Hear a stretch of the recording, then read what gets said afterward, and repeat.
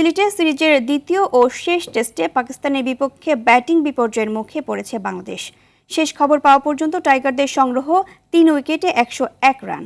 সিলেট আন্তর্জাতিক ক্রিকেট স্টেডিয়ামের পেস সহায়ক উইকেটে প্রথম সেশনে শুরুটা খুব একটা ভালো হয়নি স্বাগতিকদের। সকালের ভেজা উইকেটকে কাজে লাগিয়ে ০ রানে ওপেনার মাহমুদুল জয়কে সাজঘরে ফেরান মোহাম্মদ আব্বাস। অভিষেকে শুরুটা দুর্দান্ত করলেও ইনিংস লম্বা করতে পারেননি তানজিদ তামিম। ৩৪ বলে ২৬ রান করে মোহাম্মদ আব্বাসের দ্বিতীয় শিকার হয়ে আউট হন এই বাঁহাতি। বেশিক্ষণ টিকতে পারেননি প্রথম টেস্টের ২ ইনিংসে অর্ধশতক হাঁকানো ব্যাটার মুমিনুল হকও। খুররাম শেহজাদের দারুণ সুইং ডেলিভারিতে পরাস্ত হওয়ার আগে তার ব্যাট থেকে আসে ২২ রান।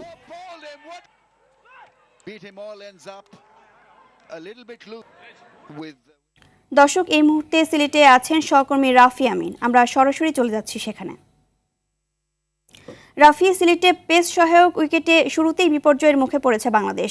ঘুরে দাঁড়াতে ব্যাটসম্যানদের করণীয় কি হচ্ছে বলে মনে হচ্ছে, জানাবেন।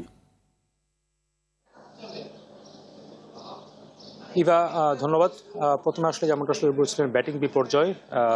এই পেস সহায়ক উইকেটে আসলে বাংলাদেশের শুরুটা আসলে খুব একটা বেশি ভালো হয়নি। অবশ্যই একই সাথে তামিমের কথা বলতে হয়, তানজিদ তামিম অভিষেক ম্যাচ ছিল, তার কাছে ভালো একটা প্রত্যাশা অবশ্যই সকলেরই ছিল এবং শুরুটাও বেশ তামিম দেখে শুনে করেছিল, বেশ ভালোভাবেই খেলছিল। তবে শর্ট সিলেকশনটা অবশ্যই বলতে হয় যেটা ভুল একটা শর্ট সিলেকশন ছিল, তাতে করে একটা নিজের উইকেটটা আসলে বিলিয়ে দিয়েছে।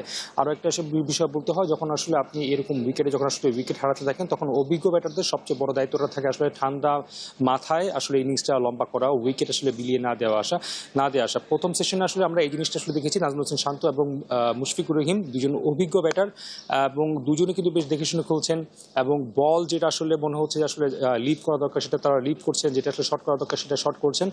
অভিজ্ঞ ব্যাটারের কাছ থেকে আসলে যেমনটা আসলে প্রত্যাশা, যে আসলে এরকম সিচুয়েশনে প্রথম সেশনে অন্তত প্রথমে যে ৩টা উইকেট হারিয়েছে, তারপরে উইকেটটা ধরে রেখে একটু ইনিংসটা আসলে লম্বা করার চেষ্টা করাটা সবচেয়ে গুরুত্বপূর্ণ বিষয় ব্যাটারদের জন্য এবং সেটা কিন্তু তারা এখন পর্যন্ত করছে।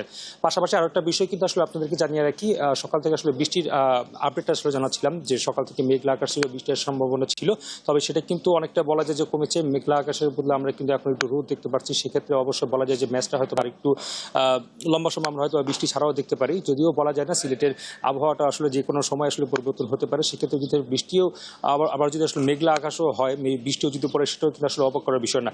সবকিছু মিলে অবশ্যই প্রথম সেশনটা অবশ্যই শুরুটা অবশ্য বাংলাদেশের ছিল না, তবে শান্ত এবং মুশফিক যেভাবে আসলে একটা শুরু করেছেন বা আসলে উইকেটটা ধরে যেভাবে এগোচ্ছেন, তাতে বৃষ্টি না হলে হয়তো বা দিন শেষে বেশ ভালো একটা সংগ্রহ বাংলাদেশ পেতে পারে। ইভা, ধন্যবাদ আপনাকে।